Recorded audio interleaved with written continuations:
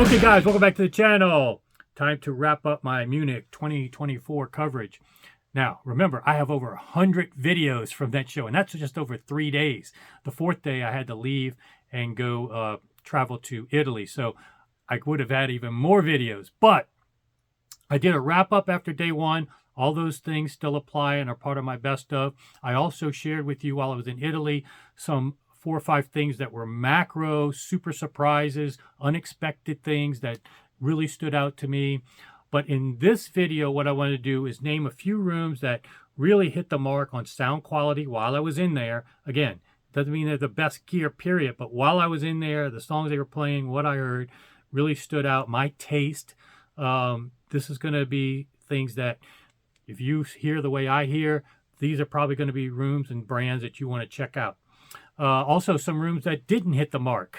There were a few that didn't hit the mark, and I'm not doing this to throw stones. I'm actually doing it because I'm going to explain how I think the brands themselves aren't to blame for this. It could be other variables, either the room, something malfunctioning, other things, noise floor, all these things I'm going to get to in a second. But also, I'm going to give you some bonus coverage. John, who is one of my subscribers and traveled out to Munich with me, he went into some rooms while I was in the main convention center. He was across the street and went into the key room, among others, and he did some filming where he was lucky to catch Bruno Puzzi doing a walkthrough of the key speaker. And then I went over there later, and that's a speaker that definitely deserves to be on my best of list because, again, like you heard with Tom Martin of the Absolute Sound, and you've seen on my channel, it's all about focusing on people elevating the hobby, using science, using technology to enhance our listening and potential with gear, not just regurgitating the same old stuff. And Mark Levinson talked about this as well. We have too many brands just regurgitating stuff in a fancier, bigger chassis, bigger price tag, not really innovating, creating new technology. The Key has tons of great technology. I'll add that to the end of this video. You're definitely going to want to watch that. Also, I didn't get to go, unfortunately, because of that fourth day. I had to travel. I wanted to go to that Hi-Fi Deluxe show. I wanted to see the Audio Note guys. Sorry I didn't get the chance to see them. But also there was a speaker over there that created a little bit of scuttlebutt in the industry behind the scenes. I'll share with you, although it became public now and got on Facebook. But there was a brand over there that I think it's called RA Acoustics that was doing speakers out of Panzerholz. And as you know, I'm a big fan of Panzerholz. I've been talking about that on my channel for a long time. Even recommended that Danny come out with a XXX Extreme version of these in Panzerholz. I looked at trying to make these originally in Panzerholz. And when I finally got to hear the one speaker maker that was doing it first and doing it the most was Kaiser. And now Linkwitz does the top module. One of their options is in Panzerholz. It's just a bulletproof material, perfect for speaker cabinet material and reducing resonances in many ways, costly and other problematic issues of it. And that's why only Kaiser has been doing it to date. But evidently this other speaker company at that other show was debuting their speakers with this Panzerholz. And I would have liked to have covered that. But if you know the scuttlebutt of the industry, it's probably not a good idea to cover them because they were just copying what Kaiser done in a somewhat nefarious way, allegedly. From what the story is that the guy that came out with these speakers pretended to be a customer for Kaiser and then asked all these questions about the design under false pretenses and then used that knowledge to create his own speaker out of Panzerholz. I probably still would have covered it, but that's a little bit shady in some respects. If that's exactly the story, that's what's been alleged, and that's the scuttlebutt that was going around. And of course, the Kaiser people were upset, and it became public on Facebook. So you may have already heard about this scuttlebutt. But in any case, I don't think the guys from Kaiser should actually look at this as a negative. I think it's actually a positive. I mean, I get told all the time, oh, this guy's copying you on YouTube. He's doing the same type of coverage you are doing now. He's doing that. You know, the best compliment in the world is if you're influencing other people in the industry. That you can't get a better compliment than that, because movers and shakers already know who was the original, and Kaiser has been the original since the beginning. And so anybody copying that can never be, when you're a copier, you can't be claimed to be original. You can't be innovative. You can still be good, and no problem with that. I think more companies should start using Panzerholz. But Kaiser deserves a lot of credit for being the first. And so inevitably, if you do something good, you do something innovative, you do something well, people are going to copy you. And so props to Kaiser for being on the forefront of that. And who knows if this other company will succeed or not, and where that's going to go. I know Linkwitz, again, is doing Kaiser Panzerholz top modules. Hopefully we'll see that in the future much more. Now, getting to my topic of the top rooms to mention. First of all, Diptyque. I was expecting a lot. I love their models, especially the bigger ones, the ones that are in that $20,000 to $30,000 range. Those are the ones that would meet my taste profile. And this one did not disappoint at all, especially with the Kora electronics. That was a match made in heaven and sounded great. A room within a conference room, major conference room, very difficult to pull off.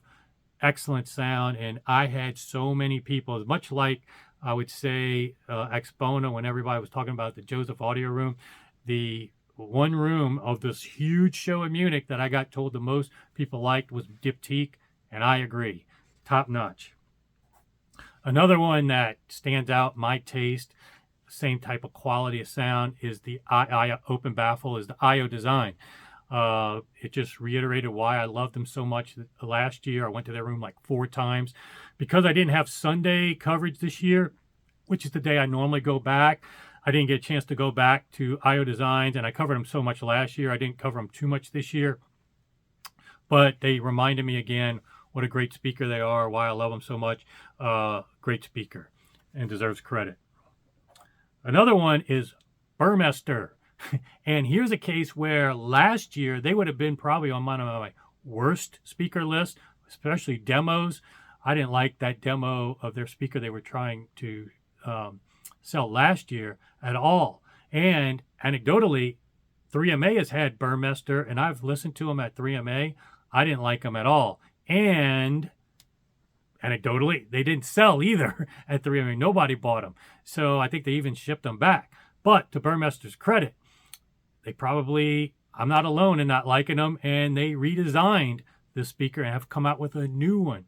And the one they demoed at this show in Munich, top notch, thumbs up.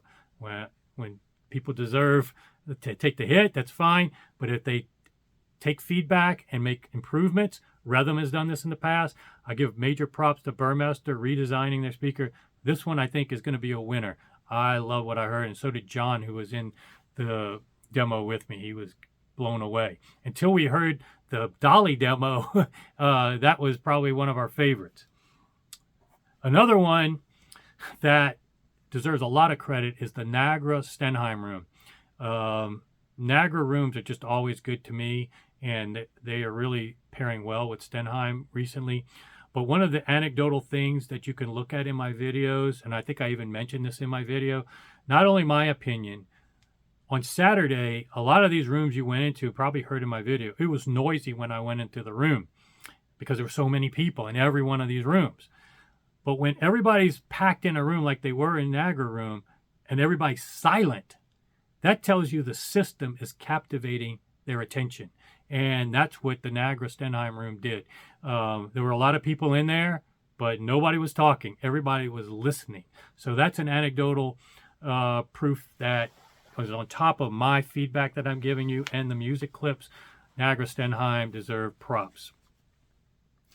Now, a few rooms that didn't hit the mark, but let me explain why I think it might be the case in each of these situations. The first one was probably one of the worst demos rooms I've ever walked into at any show. I can only think of one off the top of my head, Rhythm, many years ago, which to their credit, they redesigned their speaker because I guess they were getting similar feedback in the past, and they do a much better job now. But in this case, it was Cesaro horns, and I don't think it's a case where they have to redesign speaker or anything. that was just horns at show conditions are never going to be near the potential. I've said this many times. The avant-gardes at show conditions, I don't see how anybody likes how they sound in these small hotel rooms. Expona, they just sound nowhere near as good as they can sound properly set up. And I've showed you guys that at the shows. I don't like them that much. In a purpose-built room in Beverly Hills, I did that video series. Unbelievable, set up right. JR went out there to time align the bass. Tremendous complementary gear and room, fully treated. Night and day. Same thing with Viva. Capital Audio Fest, that room was okay. It wasn't terrible like the Cesaro one was in Munich, but it didn't blow me away at all. When I go to Manhattan and saw it in a purpose-built room, it was one of the best systems I've ever heard in somebody's room.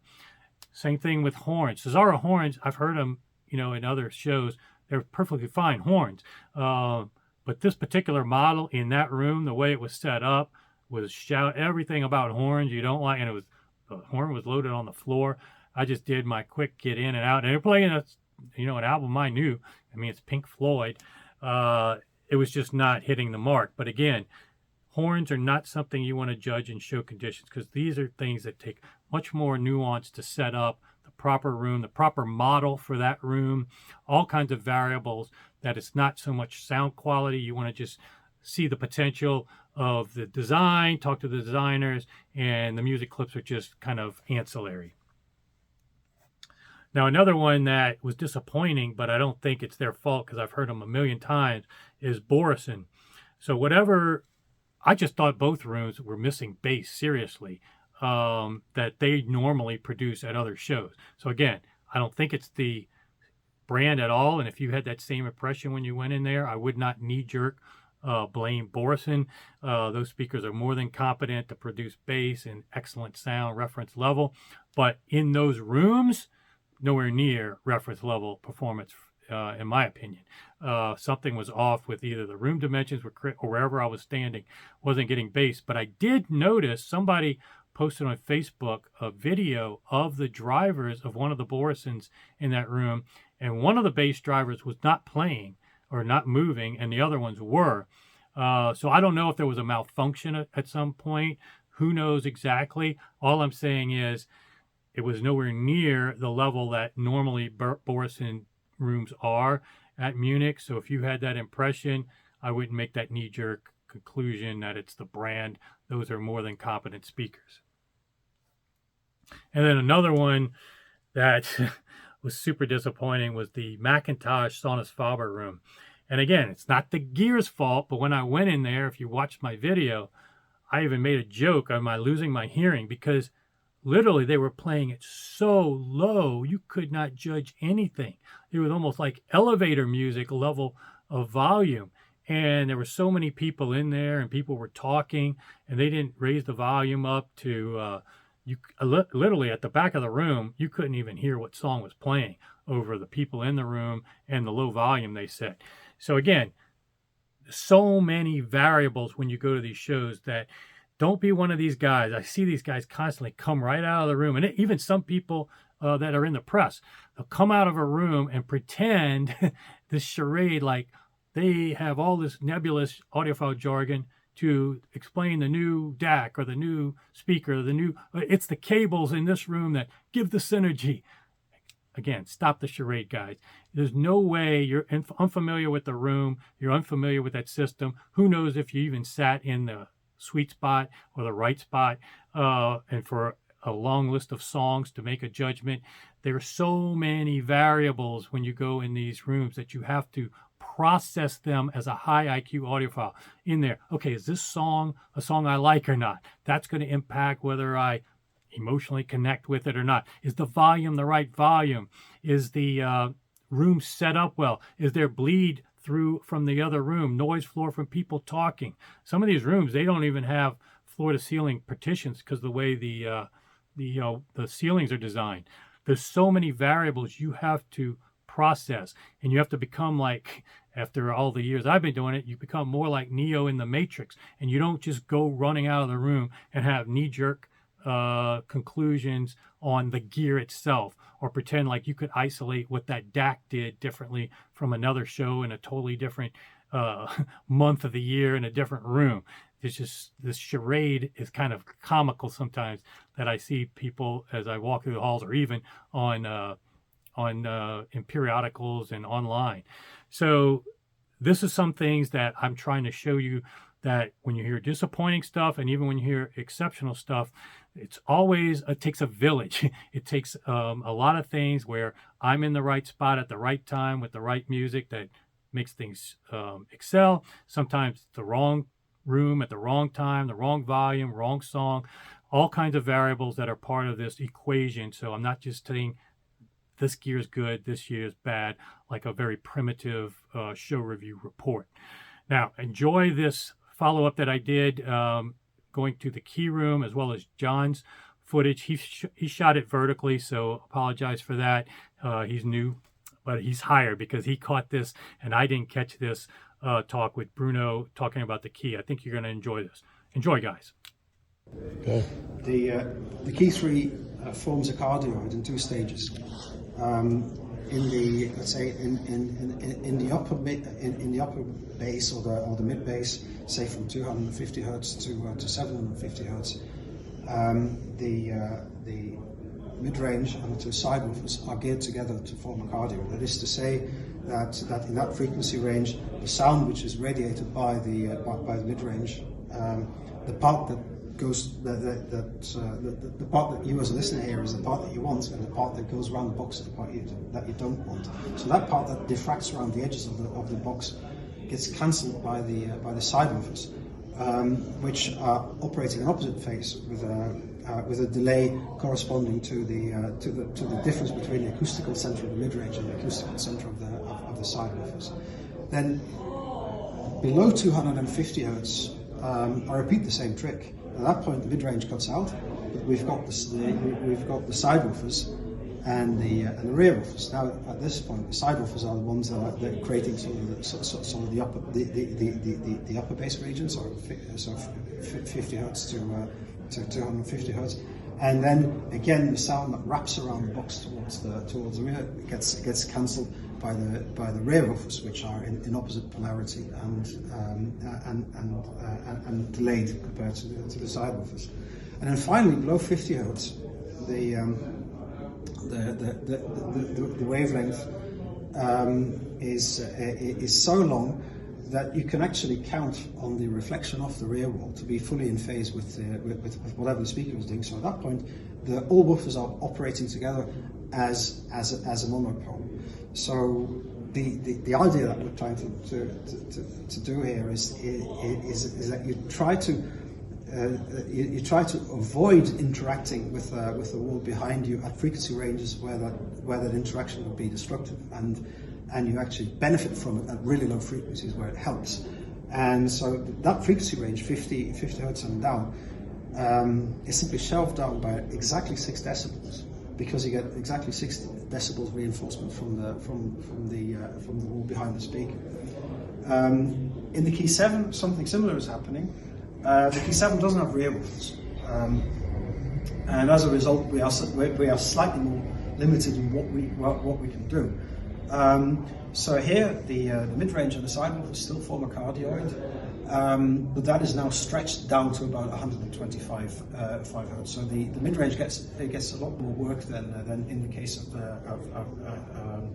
the key 3. But to remain cardioid down to 125 hertz is still very useful. Again, the only practical difference is then that whereas let's say